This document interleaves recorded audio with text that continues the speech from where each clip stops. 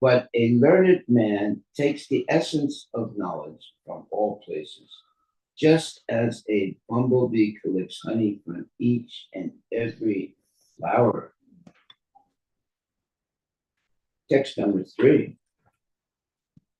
To benefit all of human society, not only in this life, but in the next, the great seers and sages have prescribed various methods conducive to the prosperity of the people in general. Purport by His Divine Grace, A.C. Bhaktivedanta Swami Prabhupada. The Vedic civilization takes advantage of the perfect knowledge presented in the Vedas and presented by great sages and brahmanas for the benefit of human society. Vedic injunctions are known as Shruti, and the additional supplementary presentations of these principles are given by the great sages, are known as Smriti. They follow the principles of Vedic instruction. Human society should take advantage of the instructions from both Shruti and Smriti. If one wants to advance in spiritual life, he must take these instructions and follow the principles. In Bhakti Rasamrita Sindhu, Srila Rupa Goswami says that if one poses himself as advanced in spiritual life, but does not refer to the Shrutis and Smritis, he is simply a disturbance in society. One should follow the principles laid down in the Shrutis and Smritis, not only in one's spiritual life, but in material life as well. As far as human society is concerned, it should follow the Manusmriti as well, for these laws are given by Manu, the father of mankind. In the Manusmriti, it is stated that a woman should not be given independence, but should be given protection by her father, then husband, and elderly sons. In all circumstances, a woman should remain dependent upon some guardian. Presently, women are given full independence like men, but actually we can see that such independent women are no happier than those who are placed under guardians. If people want the injunctions given by the great sages, Shrutis and Smritis, they can actually be happy in both this life and next. Unfortunately, rascals are manufacturing so many ways and means to be happy. Everyone is inventing so many methods. Consequently, human society has lost the standard ways of life, both materially and spiritually. And as a result, people are bewildered and there is no peace or happiness in the world. Although they are trying to solve the problems of human society, in the United Nations, they are still baffled because they do not follow the liberated instructions of the Vedas. They are unhappy. Two significant words used in this verse are asmin and amusmin. Asmin means in this life, and amusmin means in the next life. Unfortunately, in this age, even exalted professors and learned men believe that there's no next life and that everything is finished in this life. Since they are rascals and fools, what advice can they give? Still, they are passing as learned scholars and professors. In this verse, the word amusmin is very explicit. It is the duty of everyone to mold his life in such a way that he will have a profitable next life.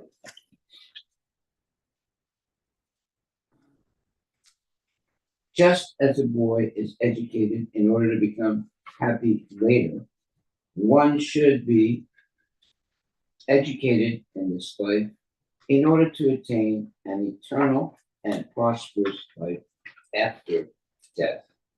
It is therefore essential that people follow what is given in the Shrutis and the Smritis to make sure that the human mission is successful.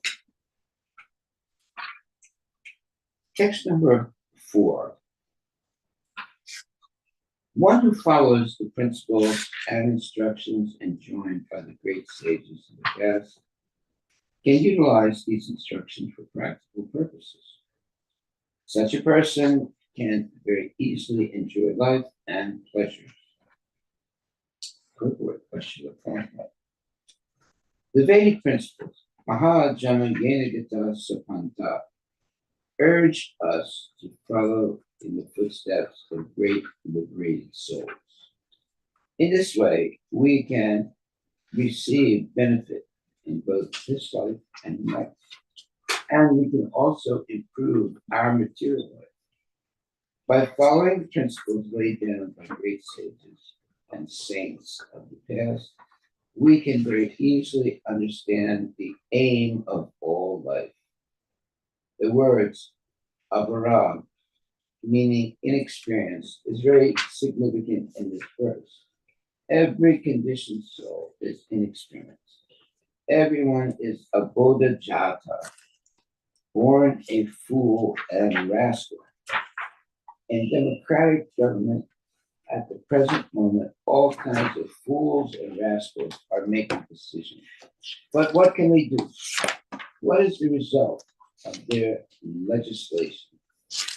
They enact something today just to whimsically repeal it tomorrow. One political party utilizes the country for one purpose, and the next moment, another political party forms a different type of government and nullifies all the laws and regulations. This process of chewing the chewed, punas charvatanam, will never make human society happy. In order to make all human society happy and prosperous, we should accept the standard methods given by liberated souls. Well, what are those standard methods? Chant Hare Krishna and be happy. Text number 5. A foolish person who manufactures his own way and means through mental speculation and does not recognize the authority of the sages who lay down unimpeachable, meaning perfect, directions is simply unsuccessful again and again in his attempts. Yeah, there's so many plan makers, and they have like a 1-year plan or a 5-year plan or a 10-year plan. And all those plans fail. And people just keep going on and on and on, making the same mistakes over and over again. A foolish person manufactures his own ways and means through mental speculation and does not recognize the authority of the sages who lay down unimpeachable, meaning perfect, directions is simply unsuccessful again and again in his attempts. Purport by Srila Prabhupada. At the present moment, it has become fashionable to disobey the unimpeachable, meaning perfect, directions given by the acharyas and liberated souls of the past.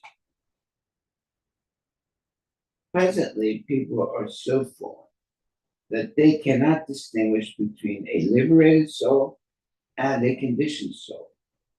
The conditioned soul is hampered by 4 defects. He is sure to commit mistakes. He is sure to become illusioned.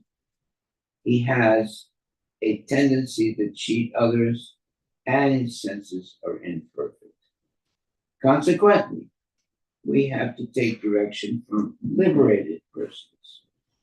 This Krishna consciousness movement directly receives instructions from the Supreme Personality of Godhead via persons who are strictly following his, meaning Krishna's, instructions.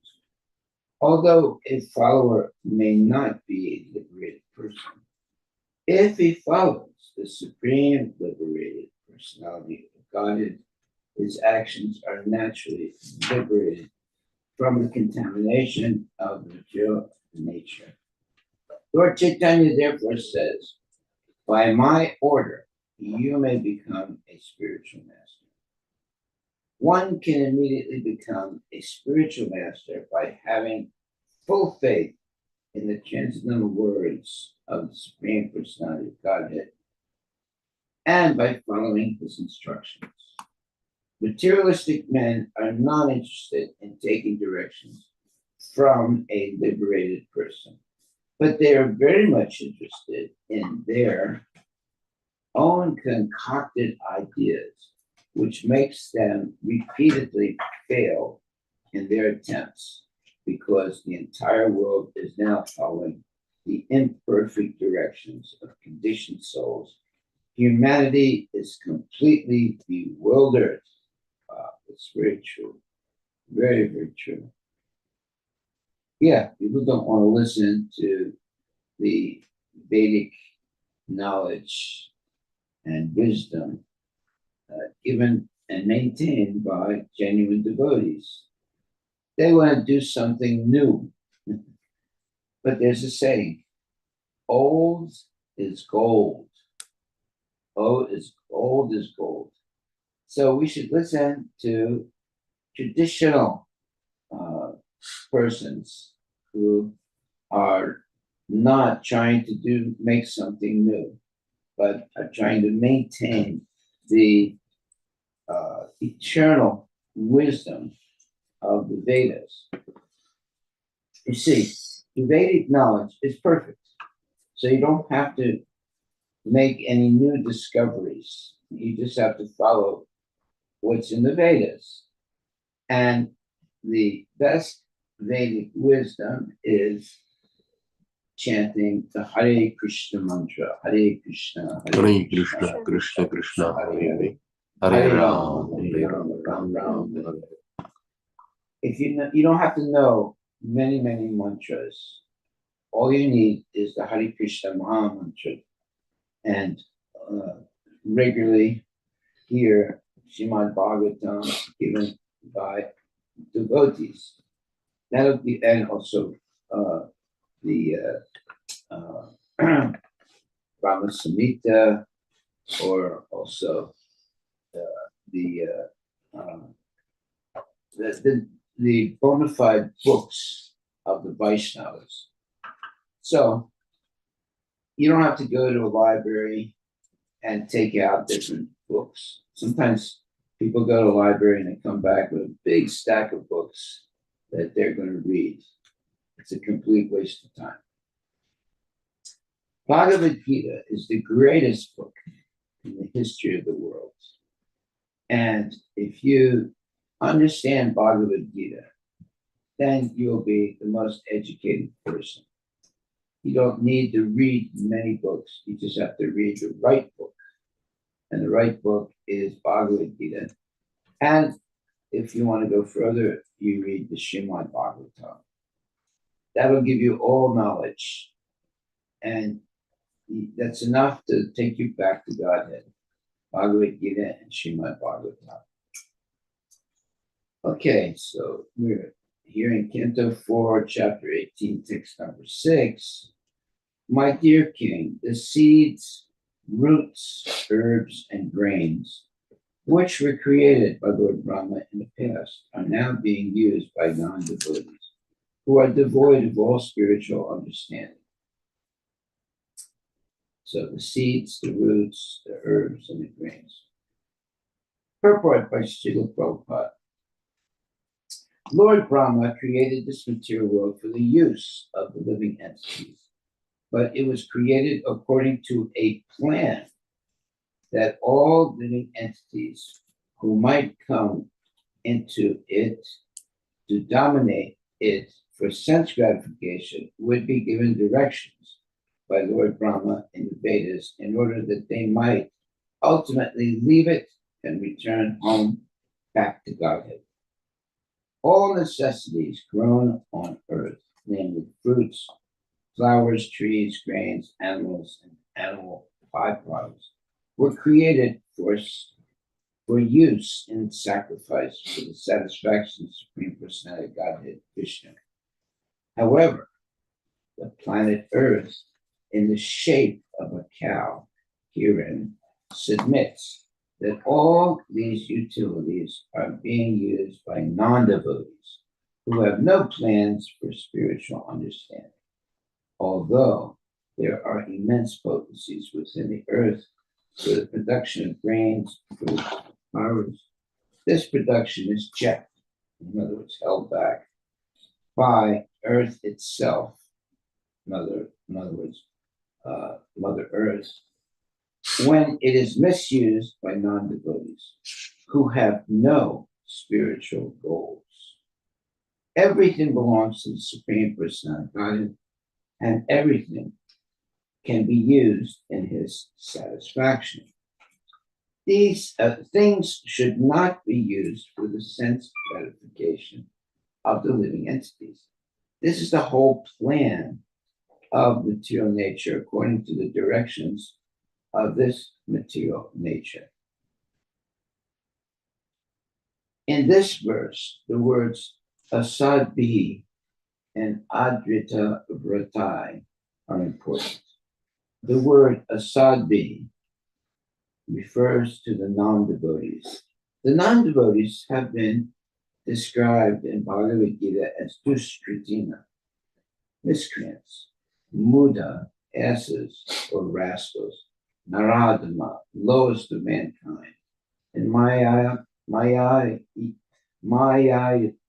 prita jnana, those who have lost their knowledge to the power of the illusory energy. All these persons are asat, non-devotees. Non-devotees are also called driha vrata, whereas the devotee is called drita vrata.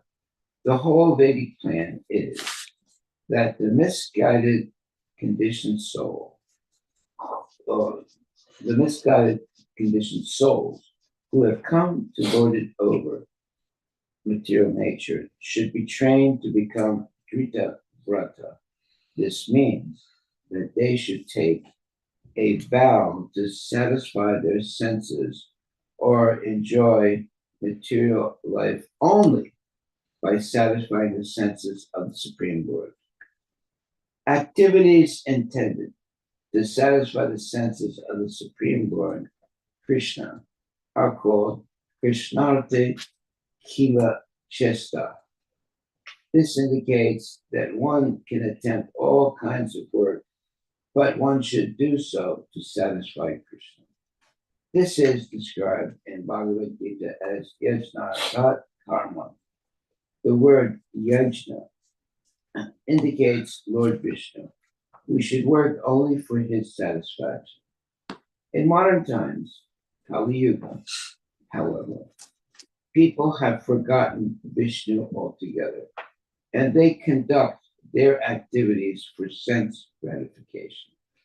Such people will gradually become poverty-stricken, for they cannot use things which are to be enjoyed by the Supreme Lord for their own sense gratification.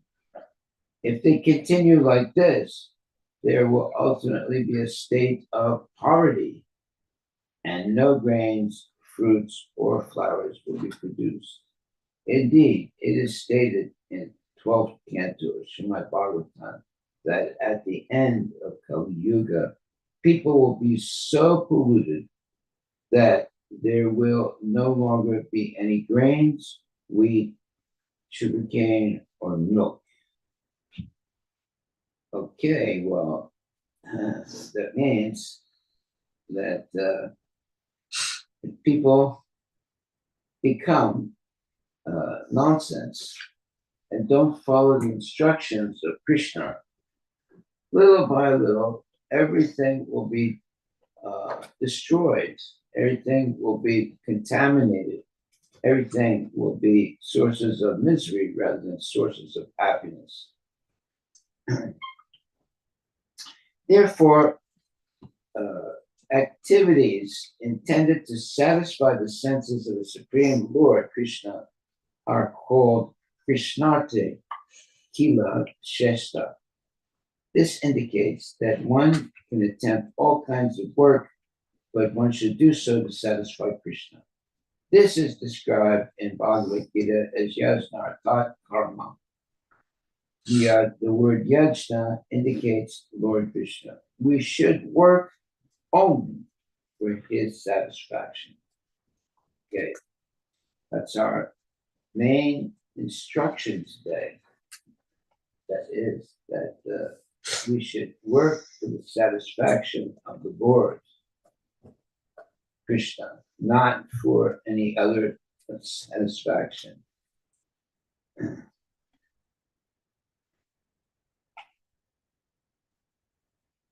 We should work only for the satisfaction of the Lord. But in modern times now, people have forgotten Vishnu altogether, and they conduct their activities for sense gratification. If this continues, then such people will gradually become poverty-stricken. They'll lose all their opulences, for they cannot use things which are to be enjoyed by the Supreme Lord for their own sense gratification. If they continue like this, there will ultimately be a state of poverty, a state of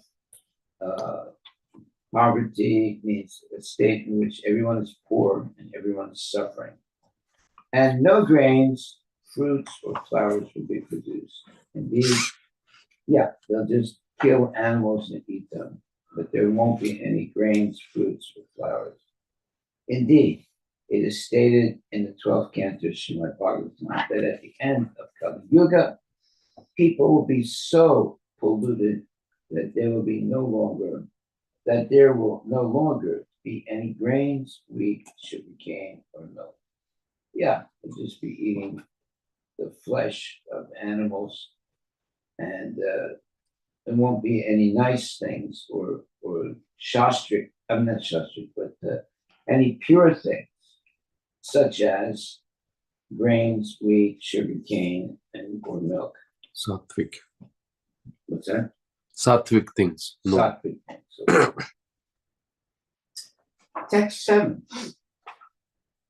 My dear king, not only are grains and herbs being used by non-devotees, but as far as I am concerned, I am not being properly maintained.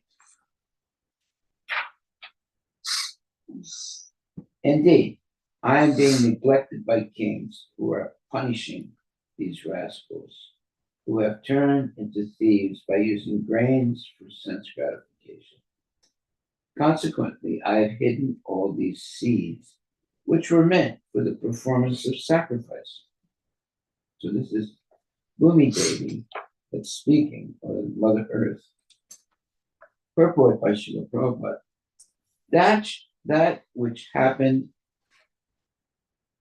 during the time of Pritha Maharaj and his father King Vena is also happening at this present moment.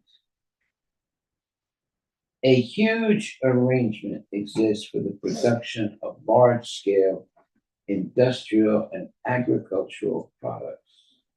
But all these products are meant for sense gratification. Therefore, despite such productive capacities, there is scarcity because the world's population is full of thieves. The word chori bute indicates that the population is turned to thievery. according to Vedic understanding, men are transformed into thieves when they plan economic development for sense gratification. It is also explained in Bhagavad Gita that if one eats food grains without offering them to the Supreme Personality of Godhead, Yajna, he is a thief and liable to be punished. According to spiritual communism, all properties on the surface of the globe belong to the Supreme Personality of Godhead. The population has a right to use goods only after offering them to the Supreme Personality of Godhead. This is the process of accepting prasada. Unless one eats prasada, he is certainly a thief. It is the duty of governors and kings to punish such thieves and maintain the world nicely. If this is not done, grains will no longer be produced and people will simply starve.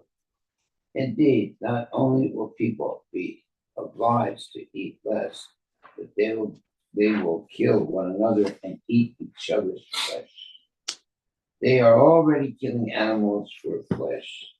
So when there will be no longer grains, vegetables, and fruits, they will kill their own sons and fathers and eat their flesh for sustenance. Oh my God. What a horrible, horrible destiny that is. That's why we should try to get out of this. What? That's why we should try We to. want to get out right, before that happens. Yeah. Well, it's happening already. There are many people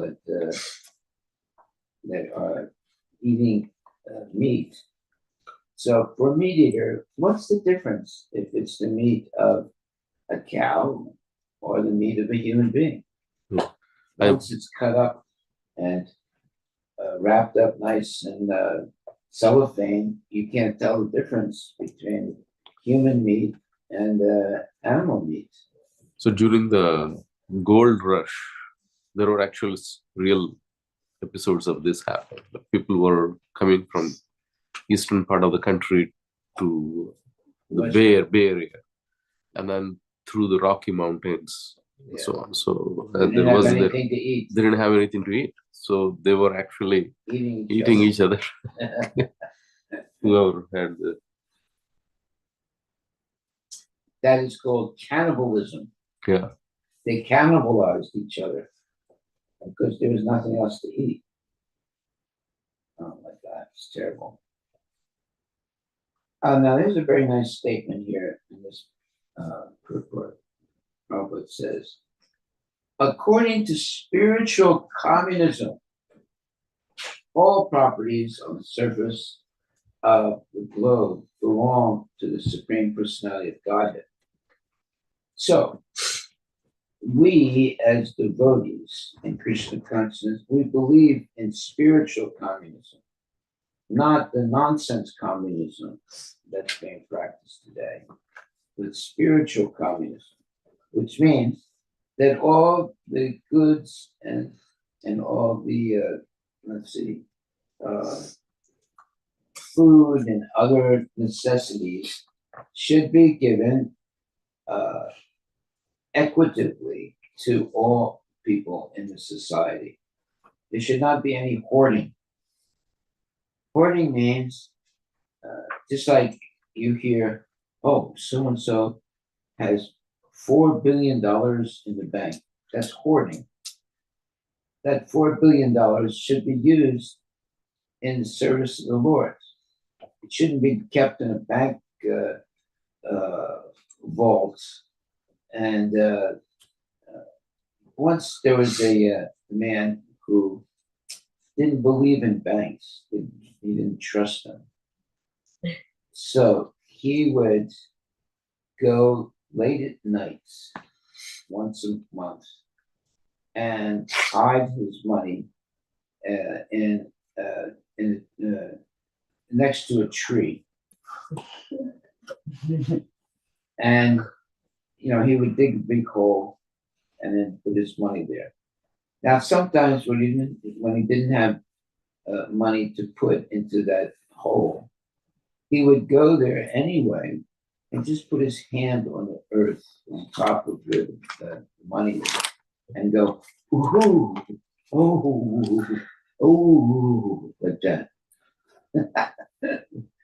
So there was this thief who followed this man once, and he saw him, you know, take some money and put it in this big hole that he had where he was keeping the money, and then covering it, and then going "Hoo, hoo, hoo," like that, right? Uh, so uh, the thief, after that man left, he stole all the money. Instead of money, he put rocks. So a month later, when the thief came regularly every month, he dug up the earth to put some more money, and then he saw that all his money was gone, just rocks, and he started crying and shouting out loud, my money is gone!" And then the thief who stole his money, he came up and said, "What's the matter, sir? What happened? Why are you screaming out loud?" He said, "My money, it's all gone." And then the thief said, "Well, why don't you just say, ooh, ooh, ooh." then the man realized, "Oh my God, this guy's the thief," you know. So that's exactly what's going on. People can have hundreds and thousands and sometimes millions of dollars in the bank, and they feel very safe and they feel very proud. And but are they enjoying life? Well, they'll say, "Yes, I'm enjoying life. I have a yacht, and I have so many. I go on vacation all the time, and I have no worries, etc." But it's a very interesting point in life. When you don't have money, you're worried. If you have a lot of money, you're also worried. Why? Because you don't want to lose your money. And when you don't have money, you're worried because you don't have money. So both days you're worried. So therefore, we're not meant to have a lot of money. We're meant to have just enough to maintain ourselves in a respectable way. And of course, that can differ from person to person. But we should not become what you would call, uh, we should not become controlled by the money. We should use the money for the benefit of Krishna consciousness. Therefore, there's nothing wrong with money if it's used in the service of Krishna. But if it's kept in a vault and a person is so-called a billionaire, but he'll never be able to live long enough to spend all his money, that's actually sinful. Money belongs to Krishna, and everything belongs to Krishna. So everything should be used in Krishna's service. So a person who dies and has millions of dollars in the bank is a failure, not successful. But a person who dies and used all his money in the service of Krishna, he is a successful person. That's the way we should see life. We shouldn't be a hoarder. There are certain animals like that also. They hoard things and they hide them. But a devotee, just like Prabhupada, his spiritual master said, Bhaktisiddhanta Saraswati, if you have money, use it to print books and distribute them for the benefit of society. And that's what Prabhupada did. He wrote many books and he had them distributed to teach people about Krishna consciousness because his guru told him that. Bhakti Siddhanta Saraswati Thakur. So by following the instructions of the guru, you ultimately do beneficial things to help society become Krishna conscious. But if you don't have a bona fide guru, then you just become selfish, and you can make so much money, but you only use it for your own sense gratification. So that is a failed person, and they will be punished for being so stingy and mean. But if you are a devotee, you realize that money should be used for the welfare of everyone, not just for your own family or for your own personal sense gratification. Even Napoleon said that money is a good servant and a bad master. What does that mean? It means that if you use money in the service of the Lord, it's very good.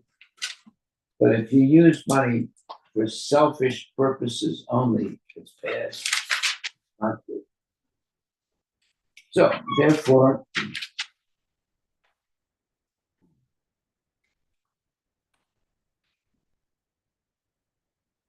according to Vedic understanding, men are transformed into thieves when they plan economic development for sense gratification. It is also explained in Bhagavad Gita that if one eats food grains without offering them to the Supreme Personality of Godhead, Jagya, he is a thief and liable to be punished. Now, that's a very significant statement. We should never eat food that has not been offered to Krishna. That if you do that, you're eating sin, you're not eating food.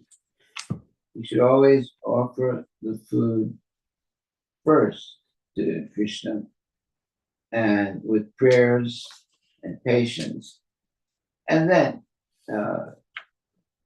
accept the sanctified substance called prashadam. Prashadam. It's no longer ordinary food. It's turned into prashadam, and be benefited spiritually and materially. But if you just eat without offering first to Krishna, then you're eating only sin.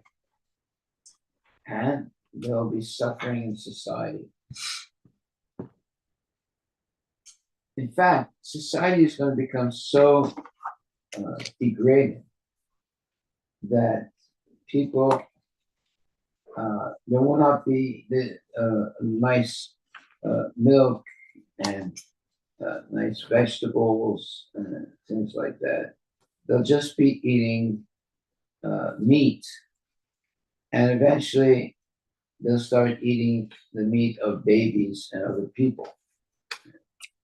What's the difference between eating the flesh of a dead cow or eating the flesh of a human being? There's one nonsense person called Idi Amin. He started eating human flesh. And he said, oh, this is better than animal flesh. He was a big demon. He's a nonsense guy. He was a black demon that became very prosperous at one point. And he started eating human flesh. And he said, this is the most tender flesh in the world. So, as time goes on in Kali Yuga, eventually there won't be any nice vegetables and so forth, and people will start eating babies and other flesh because of the penury or the lack of nice vegetables and fruits. So we have to be very careful. The meat eaters today will be cannibals tomorrow. They're already cannibalizing for animals, but when the animals will be scarce, they'll start cannibalizing human beings. And it's been shown that there are certain communities, even today, that when the grandfather dies, they eat it. Imagine that. They have a big festival and they eat the grandfather's dead body. Okay. So, what happens is when people commit such sinful activities, they become more and more degraded. And what could be more degraded than eating human flesh? And they become more and more demoniac and engage in horrible activities meant to destroy society, not to flourish society. So it says, it is the duty of governors and kings to punish such thieves and maintain the world nicely. If this is not done, grains will no longer be produced and people will simply starve. Indeed, not only will people be obliged to eat less, but they will kill one another and eat each other's flesh. They're already killing animals for flesh. So when there will no longer be grains, vegetables, and fruits, they will kill their own sons and fathers and eat their flesh for sustenance. Okay, so this is a prophecy. What is a prophecy? Look that word up. Prophecy. Prophecy is something that is going to happen in the future that people are claiming will happen. What's it say? Prophecy.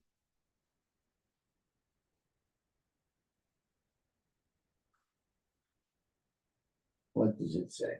It's a prediction. Yeah. Something that's going to happen in the future. Prophecy is a declaration or prediction of something that will happen in the future, often considered divinely inspired and communicated by a prophet. It can be a foretelling of events, a revelation of divine will, or a moral instruction given through a natural or divine source. So today we're hearing in this first word a prophecy. And it says, according to spiritual communism, which is what Krishna conscious devotees follow, spiritual communism. Not the atheistic communism, but spiritual communism. All properties on the surface of the globe belong to the Supreme Personality of Godhead. The population has the right to use goods only after offering them to the Supreme Personality of Godhead. This is the process of accepting prashadam.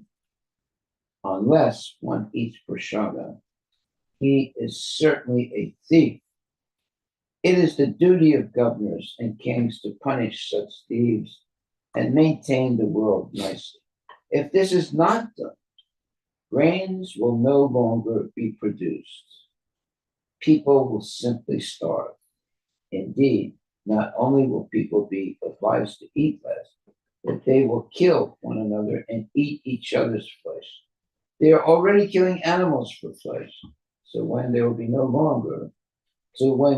no longer be grains, vegetables, fruits, they will kill their own sons and fathers and eat their flesh for sustenance.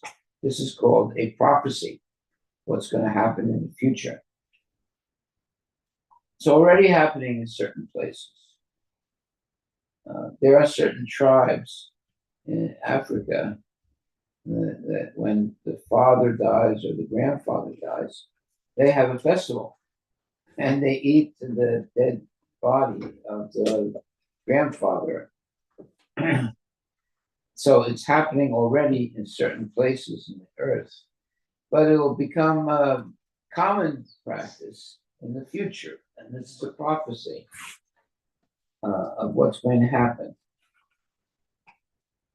It says, indeed, not only will people be obliged to eat less, but they will kill one another and eat each other's flesh. It's called cannibalism. They cannibalize other people. And there are people like that. They get caught by the police and they have, human flesh in their refrigerator and they're eating human flesh. They kill people and eat them. Terrible. And there are people like that. They get caught every once in a while, and it's in the newspapers that they cannibalize people. So Prabhupada says, indeed, not only will people be obliged to eat less, but they will kill one another and eat each other's flesh. They are already killing animals for flesh. So when there will be no longer, so when there will no longer be grains, vegetables, fruits, they will kill their own sons and fathers and eat their flesh for sustenance. This is a prophecy. That right there. It's saying what's going to happen in the future. That's why we should use this life and the activity that we're engaged in and the thoughts and the desires should be all purified to prepare ourselves to go back to Godhead, because the longer we stay in Kali Yuga, the worse it's going to get. And now you're having a prophecy here. It says, it is the duty of governors and kings to, the population has a right to use goods only after offering them to the Supreme Personality of God. This is the process of accepting prasada. In other words, you have to offer your food first to Krishna. Unless let's say, you go to high school, right? And when there's lunchtime, do the kids offer their food to Krishna? No, they just eat. Yeah. So there's no process of accepting prasada. It's already started. Unless one eats prasada, he is certainly a thief. So all those people you see, they're just eating food without offering it to Krishna. They're all thieves. It is the duty of the governors and kings to punish such thieves and maintain the world nicely. If this is not done, grains will no longer be produced and people will simply starve. Indeed, not only will people be obliged to eat less, but they will kill one another and eat each other's flesh. They are already killing animals for flesh, so when there will no longer be grains, vegetables, and fruits, they will kill their own sons and fathers and eat their flesh for sustenance. So that is a prophecy, and it's going to happen.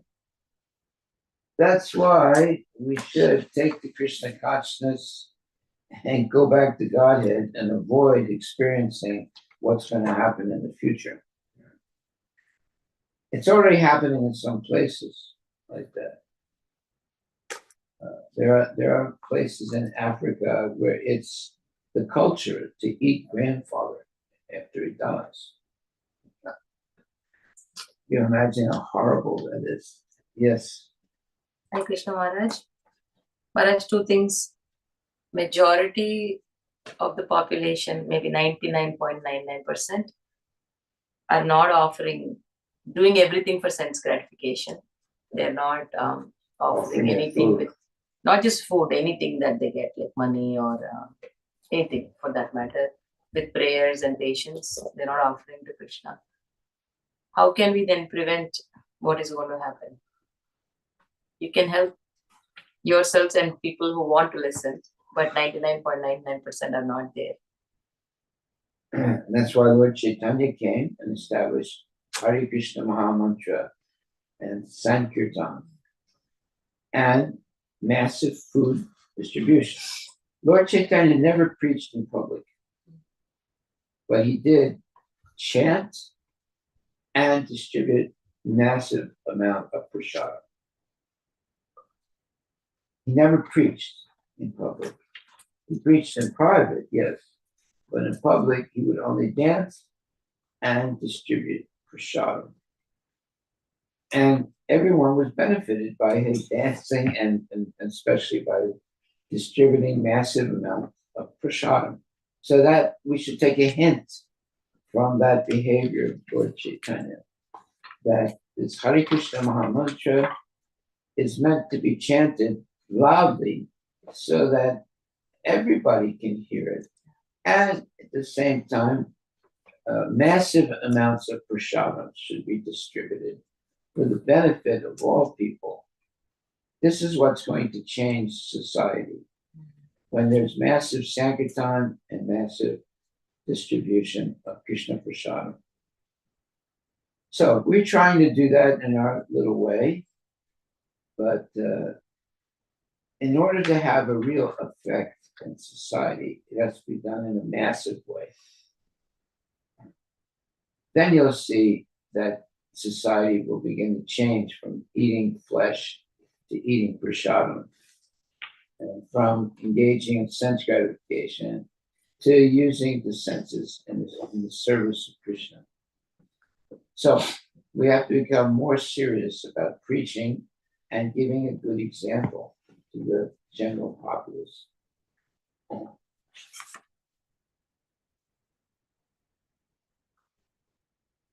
So, and here Prabhupada makes prophecy. He says,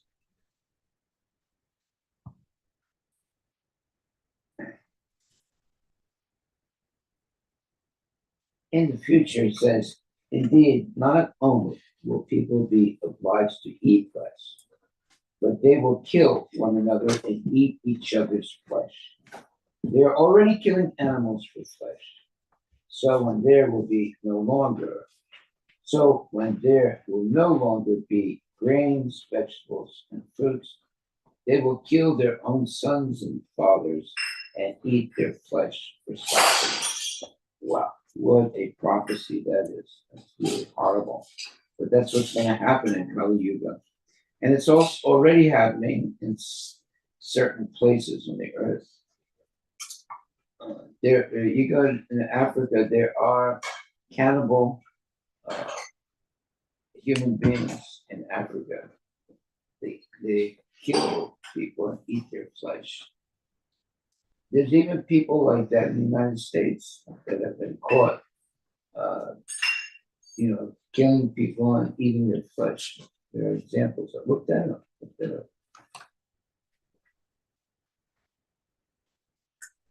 It's not only in Africa, it's happened in the United States also, yes.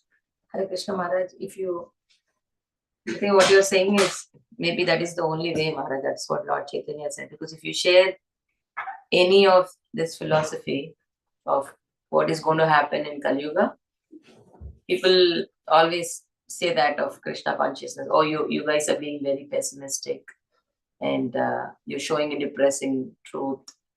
But life is supposed to be beautiful.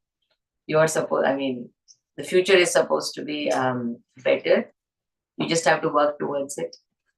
You guys are trying to take a very negative and pessimistic approach to life, is what people say. When you actually discuss true philosophy and say what will happen in Kali Yuga, if you don't follow all the regulator principles, people think you guys are going to the extreme and only talking depressing things.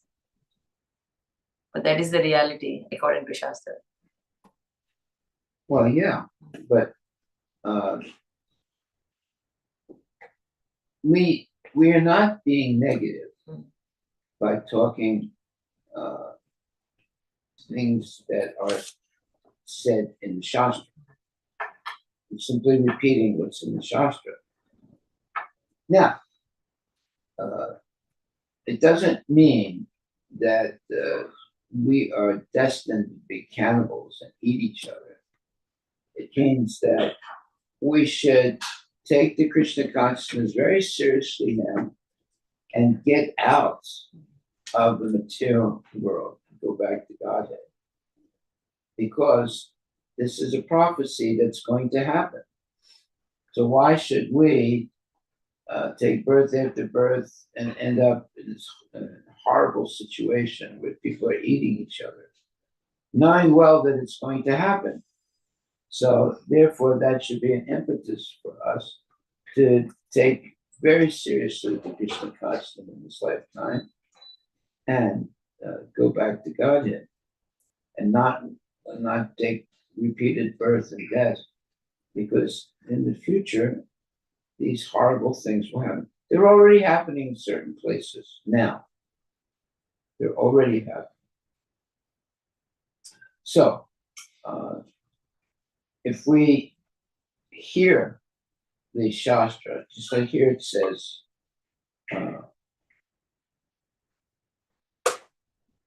it is the duty of governors and kings to punish. I'll say that. It says, the population has a right to use goods only after offering them to the Supreme Personality of God. This is the process of accepting prasada. Unless one eats prasada, he is certainly a thief. It is the duty of governors and kings to punish such thieves and maintain the world nicely.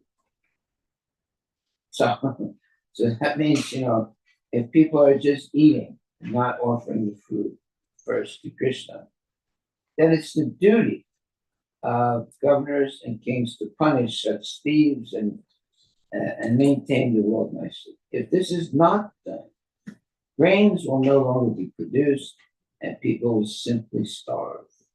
Indeed, not only will people be obliged to eat less, but they will kill one another and eat each other's flesh.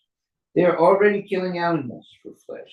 So when there will no longer be grains, vegetables, and fruits, they will kill their own sons and fathers and eat their flesh for sustenance. Wow. So this is a very dark destiny of this world, unless we can spread Krishna consciousness. And there are already places in the world where there's cannibalism going on. There's even cannibalism going on in the United States. That people have been caught killing others and then cutting up their flesh and putting it in the refrigerator and eating it little by little. So Maharaj, online it's saying, so there are no known legal or socially accepted places where people eat human flesh in United States, while there have been rare criminal cases involving cannibalism. There are isolated incidents and are treated as serious crimes, often including charges like murder, abuse of corpse. So basically, some rare incidents are happening, but not as some community or something. Those are criminal acts. But it's happening in the United States, not only Africa, but in the United States also. Yeah, there have been examples of people cannibalizing others. Just imagine, there were these two homosexuals, and they made they were determined to cannibalize, or at least one of them was determined to cannibalize the other, and the other one accepted to be cannibalized. So after engaging in homosexual activity, then the one person voluntarily accepted to be cannibalized by the other. In other words, kill him and eat his flesh. Just see how crazy people are. You can probably look this up and see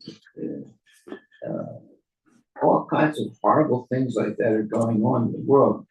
Unfortunately, as devotees, we're avoiding bad people and bad association, so we don't see or hear these things. But if you enter a bad association, you will hear and see these things, even in the United States. So, cannibalism has been going on since very ancient times. And it's not only in Africa, it's all over the world. Like, for example, there was this one airplane that crashed and everybody didn't die. I mean, some of the people died, but not everybody. But because they were in a very remote place and they started they didn't have any food after a certain period. And some people died in the airplane, right? So they began to eat the flesh of the people that died because there was nothing else. So yeah, it's going on even here in the United States. Okay. Yeah, once there was this happened some years ago. There was a person that made a advertisement in a type of newspaper seeking to find someone who he could have sex with, and afterwards to be killed by that person and eaten. And it actually happened. Somebody answered his, he made a little, mention in some type of homosexual newspaper. And somebody called up and said, okay, I want to be eaten. But first we'll have sex, and then you can kill me and eat me. And it actually happened. It's unbelievable. But these things are happening in society. Okay. So I think we'll just read one more verse number 8. Due to not being stopped for a very long time, all the grain seeds within me have certainly deteriorated. Therefore, you should immediately arrange to take these seeds out by the standard process, which is recommended by the acharyas or the shastras. Purport by Srila Prabhupada.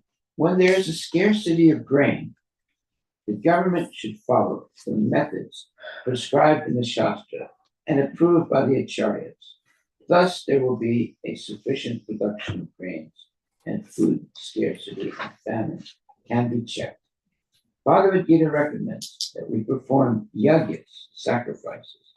By the performance of yagyas, sufficient clouds gather in the sky, and when there are sufficient clouds, there is also sufficient rainfall. In this way, agricultural matters are taken care of. When there is sufficient grain production, the general populace eats the grains, and animals like cows, goats, and other domestic animals eat the grasses and grains also.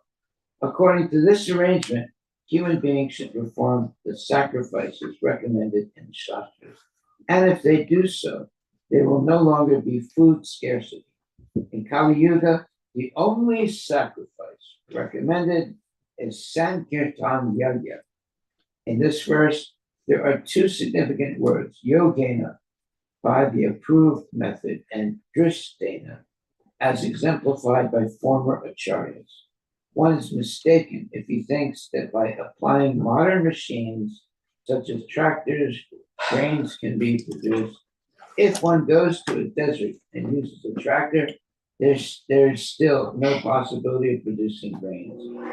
We may adopt various means, but it is essential to know that the planet Earth will stop producing grains if sacrifices are not performed. Okay, that's the major statement. That's the most important statement in this book.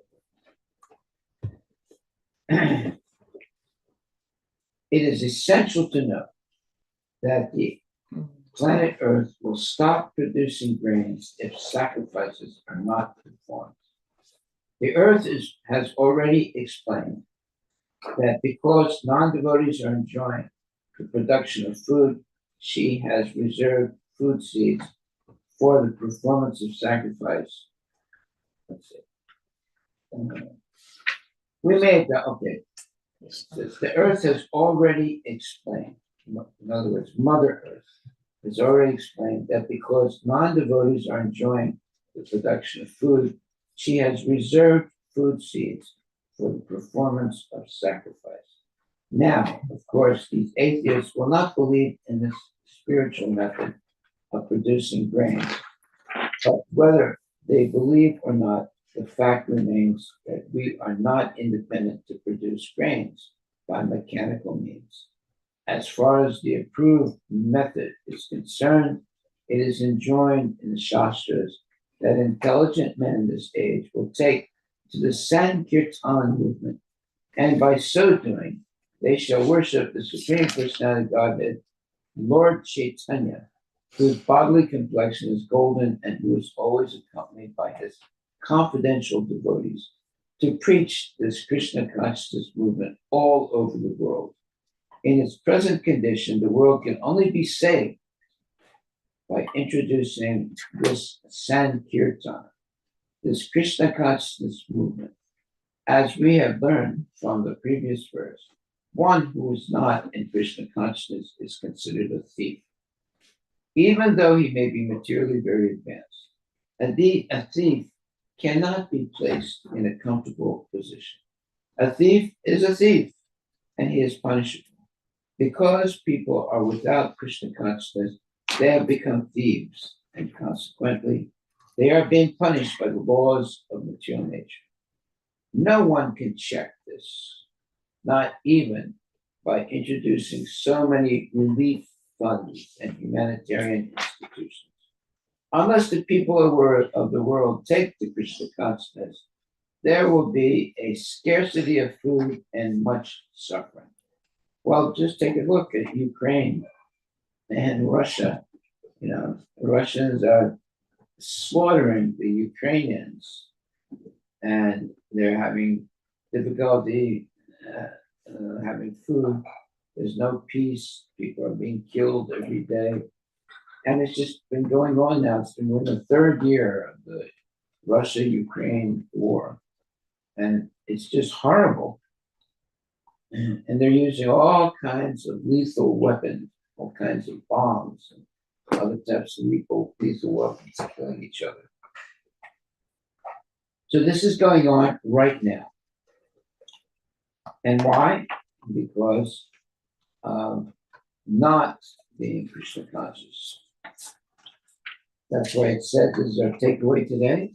It says, unless the people of the world take to Krishna consciousness, there will be a society, there will be a scarcity of food and much suffering.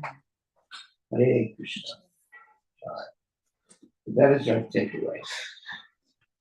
Unless the people of the world take to Krishna consciousness, there will be a scarcity of food and much suffering. So, this chanting of Hare Krishna is beneficial for all humanity. Therefore, it should be performed regularly so people can hear the holy names and also participate in chanting the holy names of the Lord. Hare Krishna, Hare Krishna, Krishna Krishna, Hare Hare, Hare Hare Rama, Hare Rama, Rama Rama, Hare.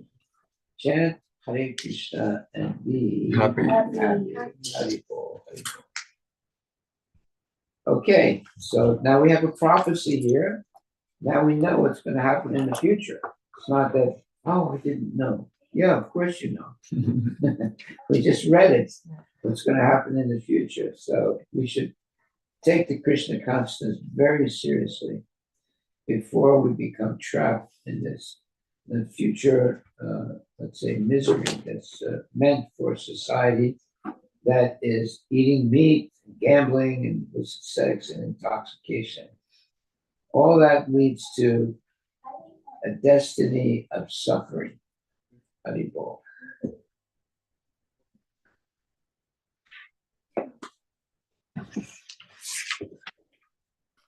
Because people are without Krishna consciousness, they have become thieves, and consequently, they are being punished by the laws of material nature. No one can check this, not even by introducing so many relief funds and humanitarian institutions. Unless the people of the world take the Krishna consciousness, there will be a scarcity of food and much suffering. This is a prophecy of what's going to happen in the future. It's already happening in different places, but it will happen all over the world unless people wake up and become Krishna conscious. Okay, that is our takeaway today. Chant Hare Krishna and avoid starving in the future. Unless the people of the world take the Krishna consciousness, there will be a scarcity of food and much suffering. Wow, there it is. It's a prophecy right there. Hare Krishna Maharaj. Maharaj, in the current generation, most of the rich people are the ones who are actually thieves, right, Maharaj? Because they're hoarding more and more and not offering to Krishna. They will be punished by the laws of material nature, but most of the common people don't see that yet, right? They see more poor people being punished by the laws of the material nature, and they don't see rich people suffering as much. So that kind of makes people get confused. Wait a minute. When there's an earthquake, does the earthquake not kill the rich people? Yeah, that kills anybody. It doesn't discriminate.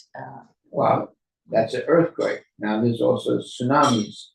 There's also, let's say, floods. The flooding doesn't just kill the poor people, it kills the rich people also. So yeah, the misery is going all over the world. How about cancer? Even rich people get cancer. But right? they're not suffering more than the poor people because they're actually When robbing you more start money. suffering, it doesn't matter you're rich or poor. All right, suffering is suffering. The only way you can avoid suffering is by strictly following Krishna consciousness. And then, even if you do suffer, you can tolerate it. Does a rich man tolerate suffering? Oh, he's obliged to. How about a Krishna conscious person? Yeah, Krishna conscious person also has to tolerate suffering. Right? So this is a universal thing. And what is suffering? It's a message to us that we're making some mistakes. It may be our diet, it may be illicit activities, it may be theft, whatever. But there's so much suffering all over the world. And that's a message to the people that you are making mistakes. Now, people say, but I don't know what mistake we're making. Well, therefore, you should go to a bona fide guru and get the instruction of what is wrong. Just like one time, somebody called me and said, Prabhu, I want you to come to my house. Things are going wrong. I can't figure out why.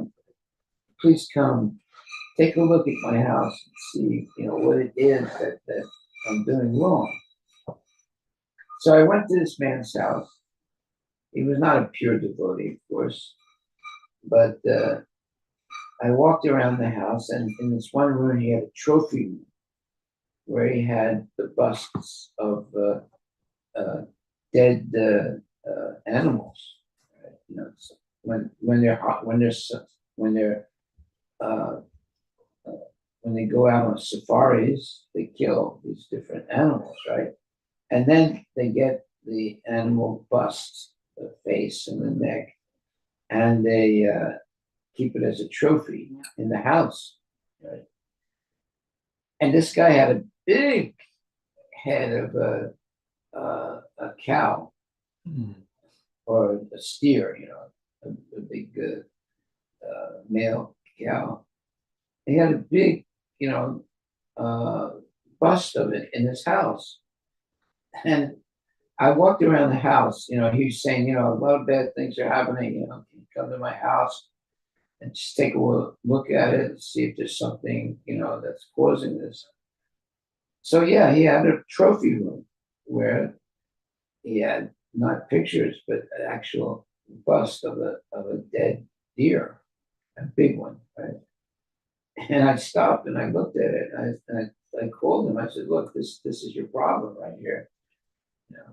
He said, "Yeah, but I spent a long time trying to find that deer and killing him." I said, "Yeah, but this is what's giving you all your trouble." Right? Can you imagine, right? Having the bust of a dead deer in your house, right? That's a very inauspicious thing. He's just asking trouble. But for the hunters, that's their joy. They're proud that they did it. So they will suffer unnecessarily. So, as devotees, we avoid all those things like being a hunter. Hunters are all demons. They get these big guns and they shoot rabbits. Now, a rabbit, whenever a rabbit is in danger, it freezes, right? So it becomes a perfect target for the hunters. And these hunters have these big, powerful guns, and they're killing rabbits, right? You can imagine the fear that a rabbit has. Actually, when rabbits are in deep, deep fear, they freeze, they stop, and just hardly breathe. But the hunters, they come up slowly closer to them, and then they shoot them. Can you imagine how horrible that is for the rabbit? Okay. And our takeaway today is the following. As we have learned from the previous verse, one who is not in Krishna consciousness is considered a thief. Even though he may be materially very advanced, a thief cannot be placed in a comfortable position. A thief is a thief, and he is punishable. Because people are without Krishna consciousness, they have become thieves, and consequently, they are being punished by the laws of material nature. No one can check this, not even by introducing so many relief funds and humanitarian institutions. Unless the people of the world take to Krishna consciousness, there will be a scarcity of food and much suffering. There it is. That is a prophecy, and that is a warning. So you can't say, "Oh, I didn't know." You have no reason to say I didn't know. It's there here in plain, right in front of your eyes. This is what's going to happen in the future unless people change their ways. We will all become thieves, and a thief is always punishable. Haribol. All glories to Srila Prabhupada.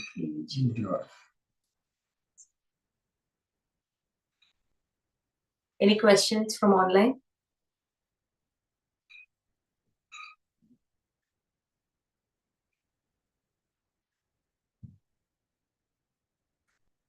our takeaway is, in its present condition, the world can only be saved by introducing this Sankirtana, this Krishna consciousness movement.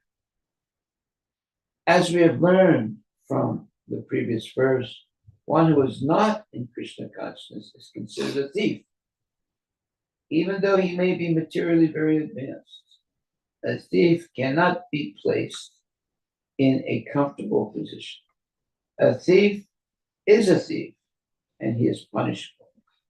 Because people are without Krishna consciousness, they have become thieves, and consequently, they are being punished by the laws of material nature.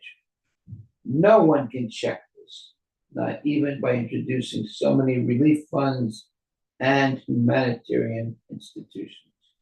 Unless the people of the world take to Krishna consciousness, there will be a scarcity of food and much suffering. Wow, that's our takeaway today. Yeah.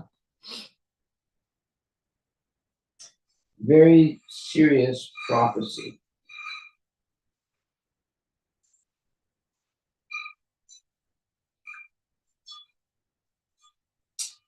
Harivilas.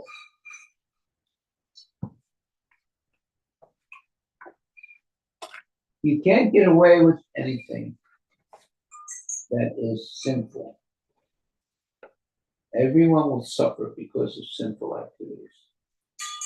You have even these very popular and famous Christian preachers. Right? And then you find out that they've been engaged in illicit sex.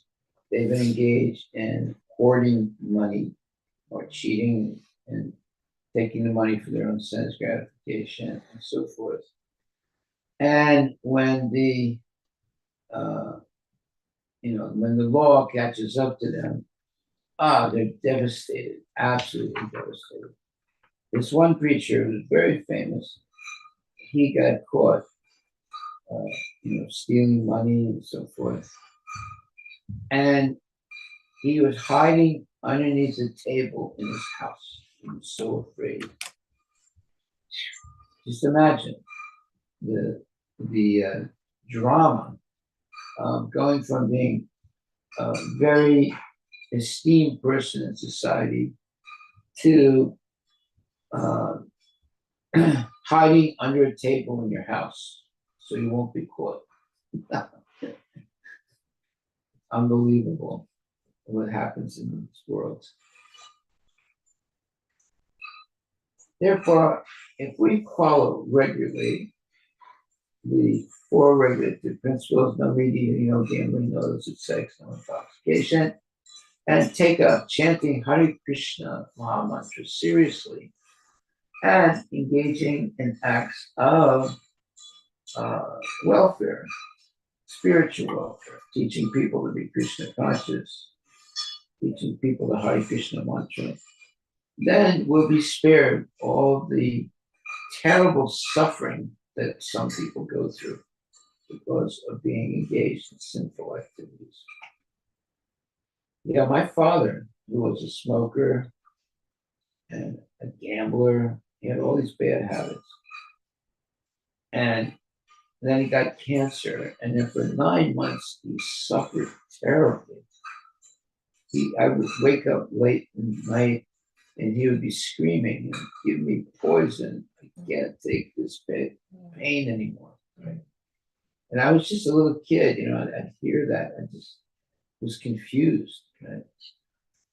Well, because he would smoke 4 packets of Chesterfield cigarettes every day. And he would stay up really late at night and gamble and all the bad habits. And especially he was a smoker. He would smoke 4 packets of Chesterfield cigarettes every day. So what do you expect? How long can your body take that? Eventually the body just collapses. And that's what happened to my father. And then he was a broken person. And I remember after he got cancer, like on Thanksgiving, there'd be a Thanksgiving dinner, and there would be a toast, and my father would make the toast, and he'd start crying because he knew he was going to die. He was suffering from the cancer. So when you see things like that, you suddenly, it's like a chilling experience, especially for a young child. Right? I was only about 10 years old at that time. And when I saw how much my father was suffering like that, I was just confused. And I felt so far, so, so helpless seeing my father in that terrible situation. Yeah, one night we were watching television. I was sitting right next to my father, and then then he fell into my arms. He was having a stroke. And it was terrible, really terrible.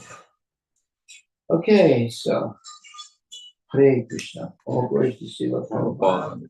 So Maharaj, one question. So let me just say what Yes, the takeaway is. The takeaway is a thief is a thief, and he is punishable. That's our takeaway. A thief is a thief, and he is punishable. Haribol, yes. So Maharaj, in the last line it says there will be scarcity of food and much suffering unless people will take to Krishna consciousness. So taking to Krishna consciousness means, does it mean also like devotees should also learn how to grow food and so that they can sustain in those times? Like following Krishna consciousness plus trying to be independent as well, because there will be scarcity, because majority of people will be not doing.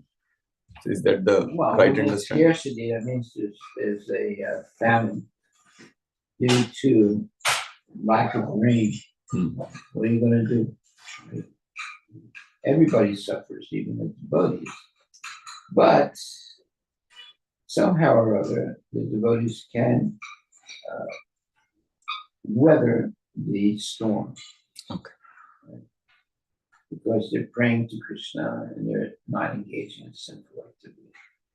But if there's sinful activity going on, nobody's going to weather the storm. They're all going to suffer terribly and many times die because they're not Krishna conscious.